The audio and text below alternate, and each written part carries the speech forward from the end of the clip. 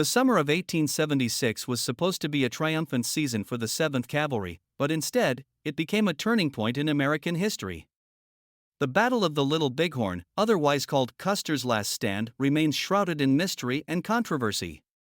Yet, amidst the chaos and carnage, voices emerged to recount what truly happened on that fateful day. One of those voices belongs to a young German immigrant, Sergeant Charles Windolph, who lived to tell the tale. What did he see? What did he endure? And what light can his account shed on the question that haunted survivors and historians alike: where was Custer, and why did things go so terribly wrong? In this video, we'll discuss the Windolph's chilling eyewitness account, a story of bravery, chaos, and survival against impossible odds. Stay with us as we uncover the battle from the perspective of a man who fought with Custer's men and lived to remember it.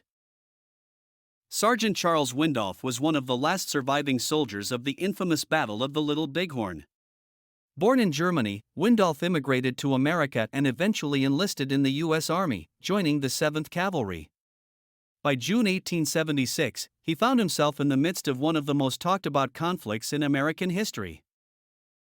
Although Windolph was part of Captain Frederick Benteen's column rather than directly under Custer's immediate command, his role was pivotal in the desperate defense that followed. Positioned on what later became known as Reno Hill, Windolph and his comrades faced relentless attacks from the Lakota and Cheyenne warriors. His account offers a first-hand glimpse into the confusion, terror, and resolve of the besieged cavalry. Windolph's testimony reveals critical details about the aftermath of Custer's ill-fated advance and the determination of Benteen's troops to hold their ground under impossible circumstances. His vivid descriptions of the chaos, the cries of wounded comrades, and the haunting absence of Custer himself provide a raw and unfiltered perspective on the battle. Windolph's story isn't just about survival, it's a testament to the soldier's endurance and a key piece in understanding one of the most scrutinized events in U.S. military history. Through his eyes, we see the brutal reality of a battlefield that has long been romanticized and misunderstood. I'll never forget that first glimpse I had of the hilltop. Here were a little group of men in blue, forming a skirmish line, while their beaten comrades, disorganized and terror-stricken, were making their way on foot and on horseback up the narrow coulee that led from the river, 150 feet below. We recognized Major Reno and Lieutenant Varnum. I believe both of them had lost their hats and now had handkerchiefs tied around their heads to protect them from the blazing Montana sun. I saw Lieutenant Varnum reach up and shake hands with Lieutenant Godfrey of K Troop, who was Varnum's regular company commander. And I heard him say something about a hard fight and that they'd got a damn good licking. It's no use pretending that the men here on the hill, from Reno down, were not disorganized and downright frightened. They'd had a lot of men killed, and it had only been the grace of God, and the bad aim of the Indians, that had let them escape across the river with their lives. But it wasn't at all certain that they could keep them now. For there were hundreds of Indians still down there in the valley, maybe a half-mile from where we were standing. They were still firing at stragglers trying to cross the river and reach the little command here on the hilltop. Cool, capable Benteen more or less assumed command. Major Reno had just come through a terrible experience, and at the moment was glad to have Benteen, his junior, take over. Quickly Benteen dismounted his own 3 troops and ordered us to form a skirmish line. Reno's men had expended most of their ammunition, so we were told to divide ours with them. We had Benteen's 120 men intact, and there were around 60 men who'd been in the valley fight with Reno. And even before we got the kinks out of our legs from our long hours in the saddle, we were asking one another, "Where's Custer?" Officers and men alike were trying to solve the riddle. What had become of Custer and his 5 troops? We knew from Trumpeter Martini, who'd come back with that last message for Benteen to hurry forward with the packs, that Custer had ridden northward over these rolling hills to the east of the Little Bighorn. Some of Reno's men told in excited tones how from the valley below they had seen Captain Yates' white horse troop on a bluff on our side of the river, maybe a mile or so down the river, to the north. Others said they had seen Custer and 1 or 2 men looking down from a hilltop. Trumpeter Martini figured it was maybe a mile on farther downstream, to the northward from our hill, to the spot where he'd been ordered to report to Benteen. Apparently Custer was now much farther on to the northward and was this moment hotly engaged. But no one was certain. All we knew was that he had disappeared with almost half the regiment. And luckily for unhappy Reno, we had come up just in time to save him from what might have been complete destruction. We could see the river valley down below from where we were spread out in a circular skirmish line here on Reno Hill. Some of the poor troopers were still being cut down by the swirling mass of Indians.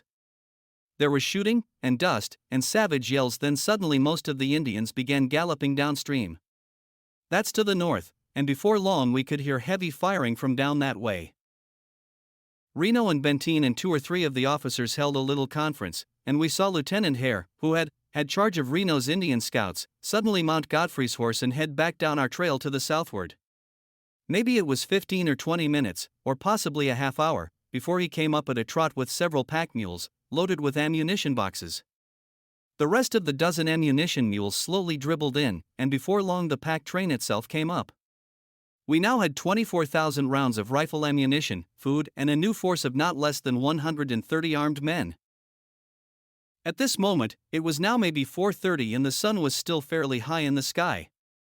We soldiers didn't know what was going on, but I remember that Captain Were suddenly rode off to the north alone, and a minute later, Lieutenant Edgerly, second in command of D, followed with the whole troop. The pack mules were coming up about this time and there was a lot of speculating going on. As I recall, Reno had 7 wounded men, some of them in pretty bad shape. But altogether he now had around 310 effective, which was a little more than half the total number in the regiment. Custer as well had around 220 men with him. It's pretty hard to estimate time under such circumstances, but as I've tried to reconstruct the situation over the years, I believe it must have been around 5 o'clock when Reno and Benteen ordered the whole outfit to move northward, in the general direction Captain Ware and his troop D had taken a good half hour before. The wounded men who could mount were put on horses, but the others were carried in blankets by details of 6 troopers on foot. The movement was slow and painful work, and I've always figured that most of the officers thought it was a questionable move. We'd gone less than a mile when we got in sight of Weir's troop. Way off to the north you could see what looked to be groups of mounted Indians. There was plenty of firing going on. Pretty soon it looked as if the Indian masses were coming towards us. It didn't take long to realize that this was true. Here we were stretched out all over the hell's half-acre, a troop on this hill knob, another in this little valley, and over there a third troop. Behind, at a slow walk, came the pack trains, the wounded men and the rear guard. Reno and Benteen both sensed the danger and ordered a withdrawal. The advance troops were dismounted and fought as skirmishers. Soon the Indians were pressing hard, and it was only good luck and the hard courage of Lieutenant Godfrey's troop, fighting stubbornly on foot, that kept disaster from overtaking us. We were able to regain Reno's Hill while Troop K kept back us. Indians until the men, retreating slowly, got close, enough to the hilltop to make a dash for it.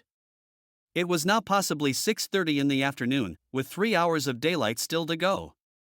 Hurriedly Reno, with Benteen helping him with advice and suggestions, posted his forces for the coming attack. In the center, in a slight depression, the horses and mules were staked out, and an inadequate little field hospital was established. But it was impossible to shield the men and stock from the Indians firing from a hilltop off to the east. Animal after animal was killed, and men were hit. It was tough not to be able to do something about it. My own Troop H was posted to the south, in a dangerous position, bordering the river. There was higher ground behind us and we were as helpless as the animals and wounded men to protect ourselves from fire. But we were not yet fully aware of our peril as we hurriedly piled up such inadequate barricades as we could find. We used pack saddles, boxes of hardtack, and bacon, anything we could lay our hands on. For the most part it wasn't any real protection at all, but it made you feel a lot safer. We'd hardly got settled down on our skirmish line, with H-men posted at 20-foot intervals, when the Indians had us all but completely surrounded, and the fighting began in earnest. There was no full-fledged charge, but little groups of Indians would creep up as close as they could get, and from behind bushes or little knolls open fire. They'd practice all kinds of cute tricks to draw our fire. Maybe a naked redskin would suddenly jump to his feet, and while you drew a bead on him he'd throw himself to the ground. Then they'd show a blanket or a headdress and we'd blaze away, until we learned better. I always figured if the Indians had used their heads and made a charge on us from all directions at the same time, they could have swept over us. But they didn't. An Indian's way of fighting was to follow his own devices. If he could count coup on an enemy with his long coup stick, he was even prouder than if he killed a man. One Indian ran in close to our lines to touch one of our dead men with his coup stick, and we filled him full of lead before he could get away. At that time the Indians were pressing H hard, and we were in grave danger of being overrun. The sun went down that night like a ball of fire. Pretty soon the quick Montana twilight settled down on us, and then came the chill of the high plains. There was no moon, and no one ever welcomed darkness more than we did. The firing had gradually died out.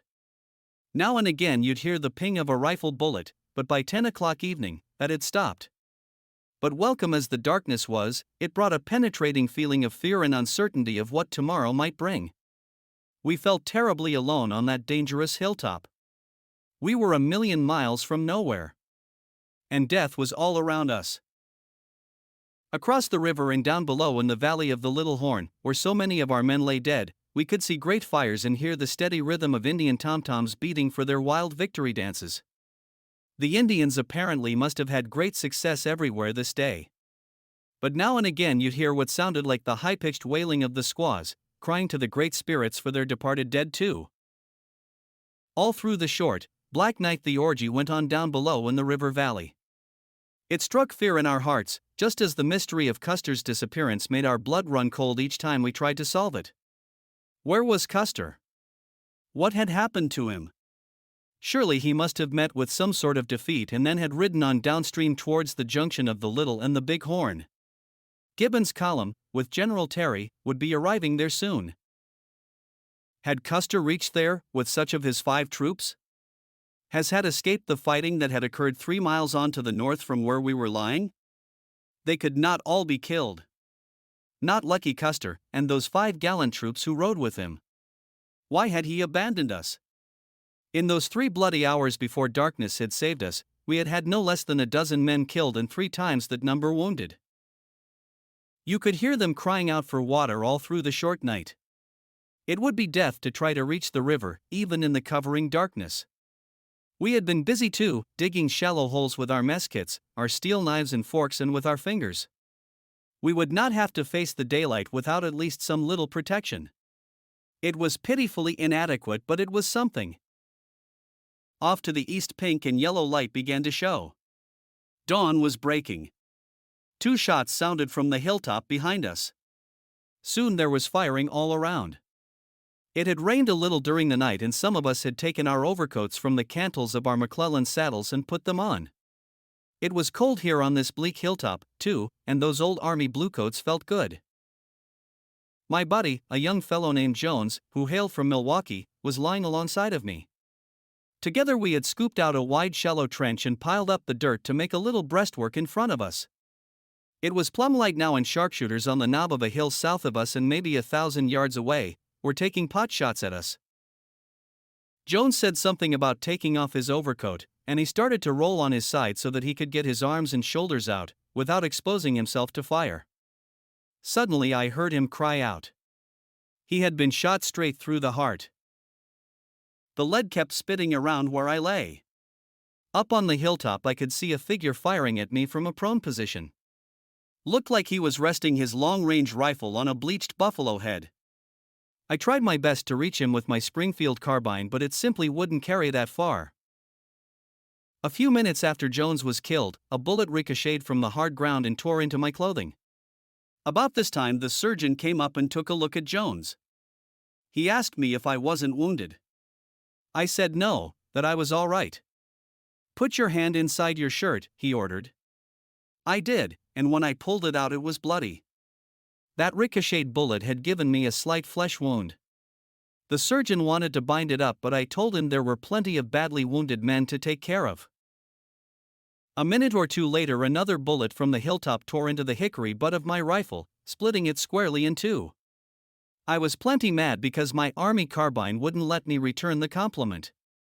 Somehow I always figured that the sharpshooter who had killed Jones hit me and split my rifle, but must have been either a renegade white man or a squaw man of some kind or another.